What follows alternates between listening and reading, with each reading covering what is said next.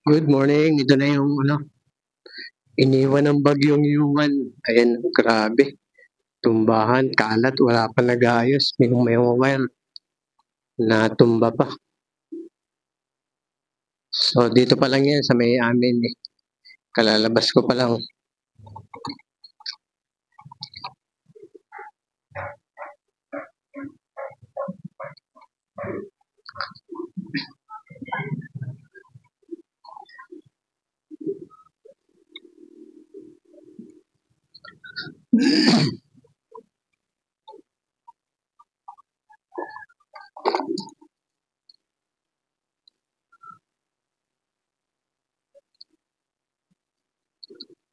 Medyo mainit na naman ngayon, mga kajiwo.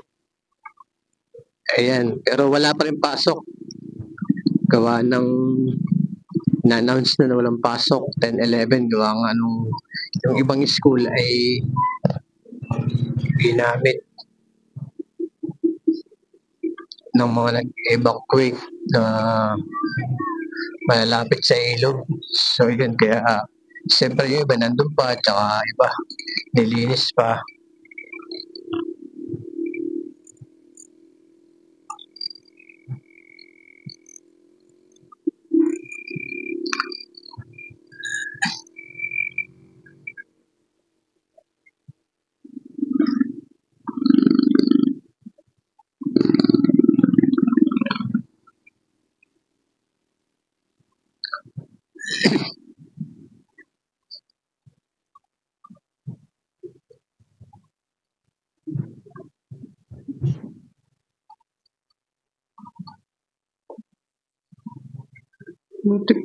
Puntahan pa tayo eh.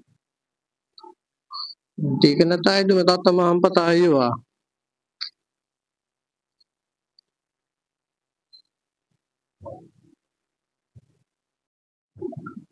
Good morning mga kajiwo. Ayan, napakaganda ng panahon.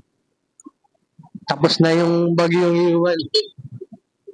Nakalabas na ng ating Philippine Area Responsibility o PAR. Ayan. Kaya so ngayon, wala pa rin naman talagang pasok ngayon ng mga estudyante kasi naka-declare pa yan na 10 hanggang 11 hanggang ngayon na walang pasok. Lunes, Martes. At gawa nga ng dala ng bagyo ay siyempre yung mga naiwan ay maglilinis pa sa mga school. Gawa ng yung mga iba ay nag-evacuate sa school. Ginamit yun, paaralan. Kasi talagang malakas yung bagyong Yuan. Sa ibang lugar ay talagang baha. Pero mas malakas din talaga yung bagyong dito sa Cebu. Talagang dulot ng baha. Pero dito naman sa atin sa Quezon ay hindi naman ganun kalakasan. Pero kahit hindi ganun kalakasan ay talagang meron pa na iba na nagsilikas dahil sa mga bahay nila na malalapit sa ilog at saka light materials sa mga bahay.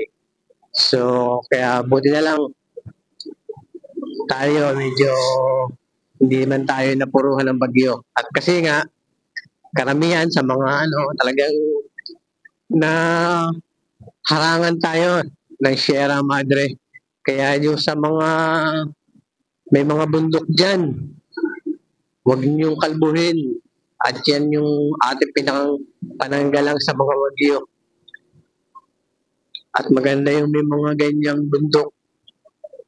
Kasi yung tubig talaga is sinisip-sip nila ng lupa. Kaya huwag nating kalbuhin, huwag nating gawing patag ang mga bundok.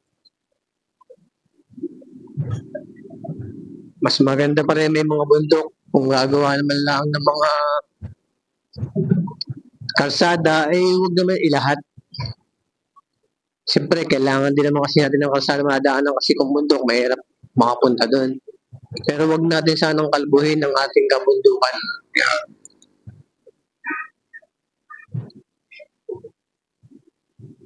So, kaya talagang yung iba, binabaha ay patag na patag gaya sa Manila talaga, Itong Bulacan, binaha din.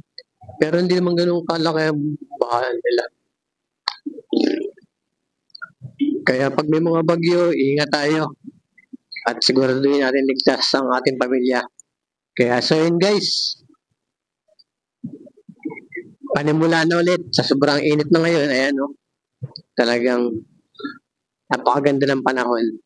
Yung iba naglilinis na ng mga sasakyan eh. Kasi mga nadumihan.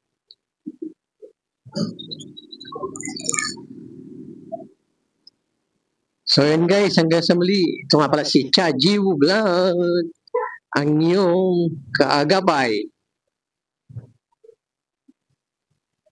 sa kaunlaran.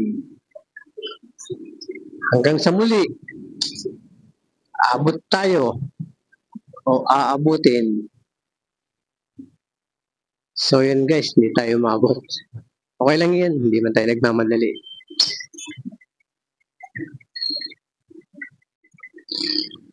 Ito nga pala yung stoplight ng Kalayan. Ayan. Napakahaba dito. Kanya-kanyang traffic.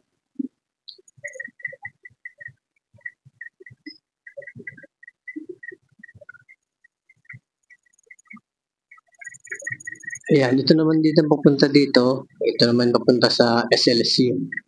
May daan niya, papuntang Diversion Road. Ito naman sa kabila pa SM. Papunta sa Dalahican. Kaya nilagyan na ng stoplight ito eh. Para sa ganun, yung daan talaga ay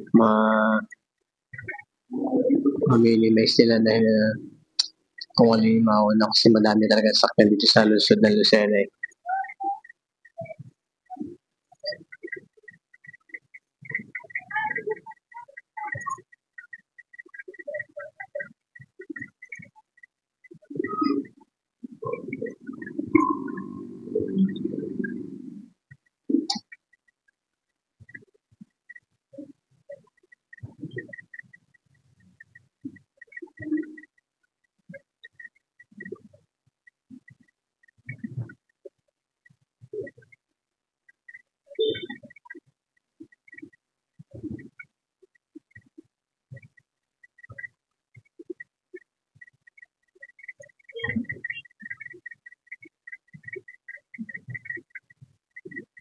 So, malapit na tayo guys. Hindi pa pala yun. Konti pa. Isa pa.